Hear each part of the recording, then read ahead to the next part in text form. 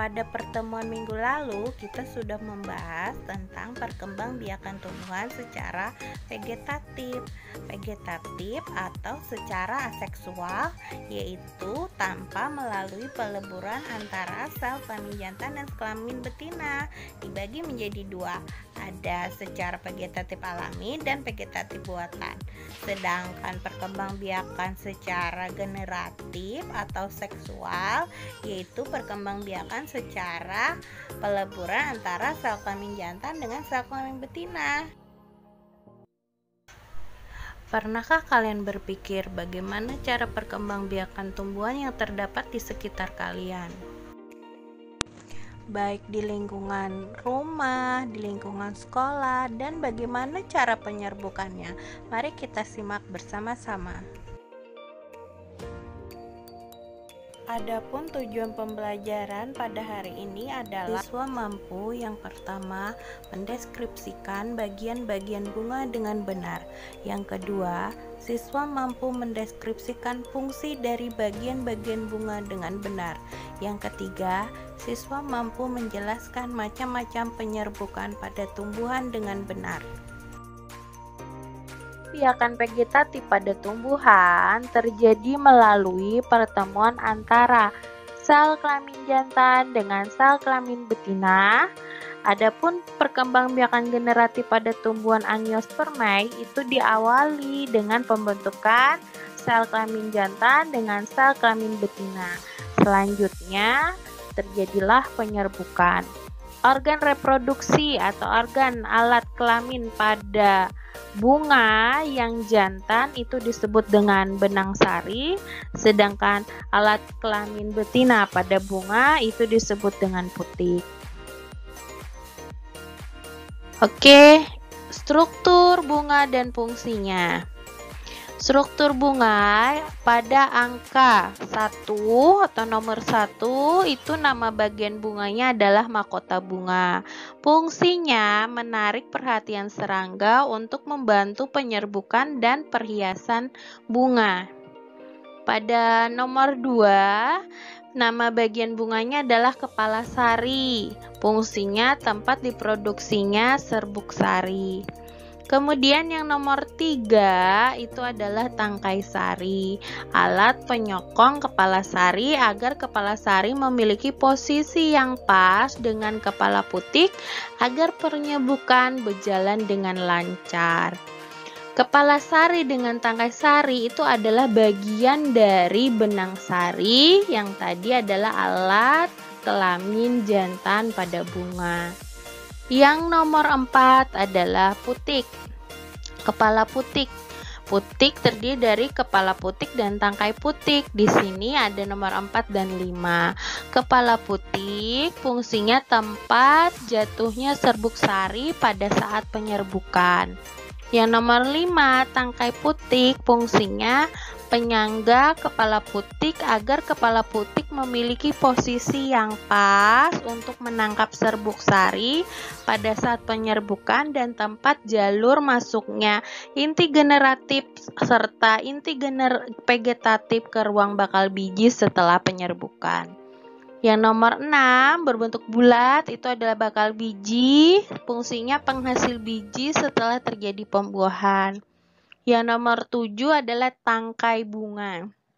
Tangkai bunga letaknya di bawah dari dasar bunga. Tangkai bunga fungsinya untuk menopang dan penghubung antara tangkai dan ranting. Yang nomor 8 adalah dasar bunga, tempat melekatnya mahkota bunga.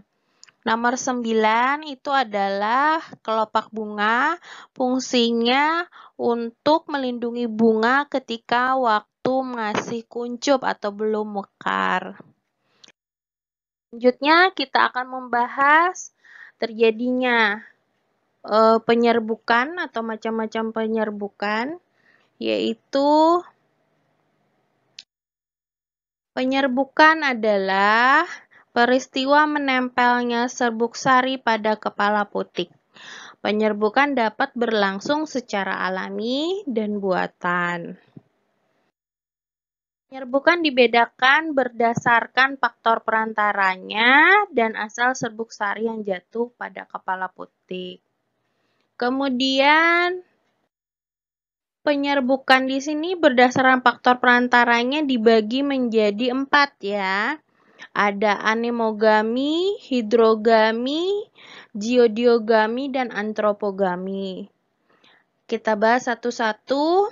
Geodiogami itu terdiri 4. Ada entomogami, ornitogami, chiropterogami, dan malakogami. Sedangkan pada anemogami, kita bahas yang pertama adalah anemo. Anemo adalah angin, gami ada penyerbukan. Jadi, anemogami adalah penyerbukan dengan bantuan angin. Contohnya, pada tanaman jagung ya, jagung dan padi, ciri-cirinya adalah biasanya tidak memiliki nektar, serbuk sarinya halus, ringan, jumlah serbuk sari banyak dan kering. Kemudian kalau sudah begitu sehingga dia mudah diterbangkan oleh angin. Ketiga, putiknya memiliki kepala putik yang besar, permukaan yang luas, serta dilengkapi dengan bulu-bulu perekat sehingga mudah menangkap si serbuk sari. Nah, selain padi tadi, kemudian tangkal sarinya panjang ya, panjang dan biasanya mudah terkena angin. Ya. Contohnya padi. Yang berikut hidrogami. Hidro air, gami terpenyerbukan. Jadi penyerbukan dengan bantuan air terjadi hanya pada tumbuhan yang hidup di air. Apa saja yang tumbuhan yang hidup di air? Hydrilla persillata. Nah, ini contohnya. Yang berikut geodiogami. Geo itu hewan, jadi penyerbukannya dibantu oleh hewan, dibagi menjadi 4. Tadi ada entomogami, ornitogami, chiropterogami, dan malakogami. Sekarang kita bahas entomogami. Ento artinya dibantu oleh serangga. Cirinya apa? Penyerbukan berlangsung dengan bantuan serangga, memiliki warna bunga yang menarik, serbuk sari lengket sehingga mudah melekat pada kaki serangga. Contohnya pada bunga mawar. Jadi kalau mahkota bunganya itu menarik sehingga para serangga datang. Selain serangga, ada kupu-kupu, lebah yang menghisap nektarnya. Nah, ini contohnya ya. Yang berikut adalah masih di geodiogami, ada ornitogami. Ornito artinya burung, penyerbukan yang berlangsung dengan bantuan burung, misalnya burung penghisap madu dan kolibri. Ciri-cirinya adalah memiliki nektar dalam jumlah banyak, memiliki mahkota seperti trompet. Contohnya pada bunga dadap. Jadi kalau burung memiliki paruh yang seperti jarum, itu dia untuk menghisap nektarnya. Karena dia menghisap nektar, akhirnya membantu proses penyerbukan. Selanjutnya masih di geodiogami, ada chiropterogami. Chiroptero itu kelelawar. Jadi penyerbukan yang berlangsung dengan bantuan kelelawar. Cirinya apa? Cirinya memiliki nektar, tapi dia mekarnya ketika malam hari. Contohnya pada tanaman kaktus ya.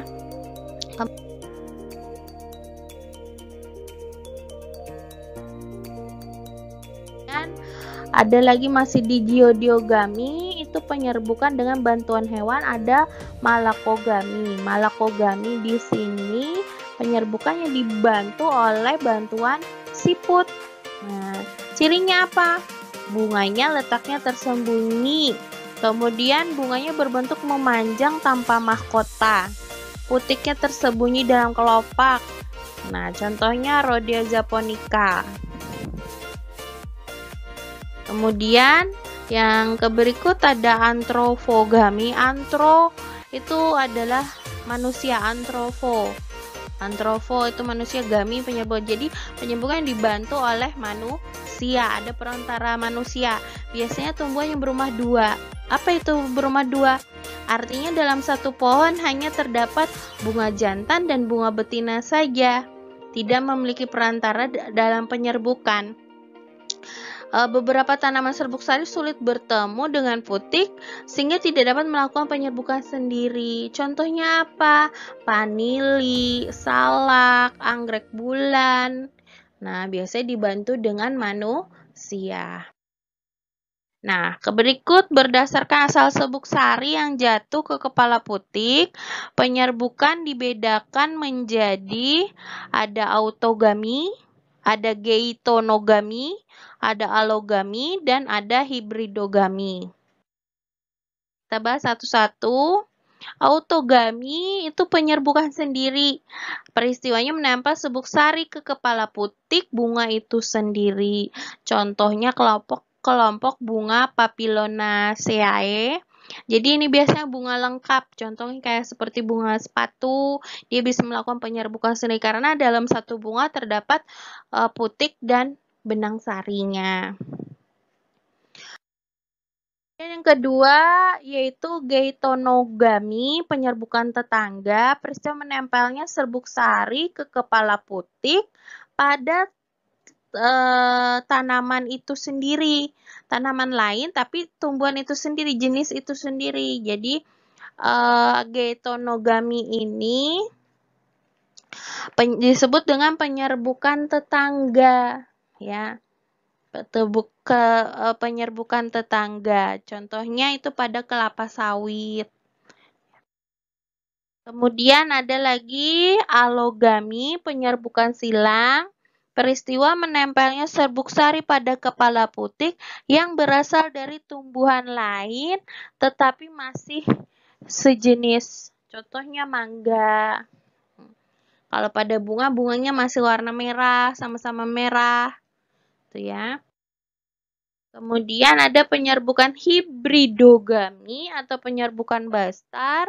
Peristiwa menempelnya serbuk sari ke kepala putik yang berasal dari tumbuhan lain yang berbeda jenis. Kalau pada bunga biasanya bunganya berbeda warna. Sehingga pada hibridogami ini penyerbukan yang sering mengalami kegagalan karena putiknya berbeda dengan satu dengan yang lain sehingga sulit untuk menempel serbuk sarinya. Sekian pembelajaran hari ini. Semoga bermanfaat. Mari kita lanjut ke Google Classroom. Tugas telah tersedia di sana. Kerjakan LKPD-nya ya. Ibu akhiri. Assalamualaikum warahmatullahi wabarakatuh.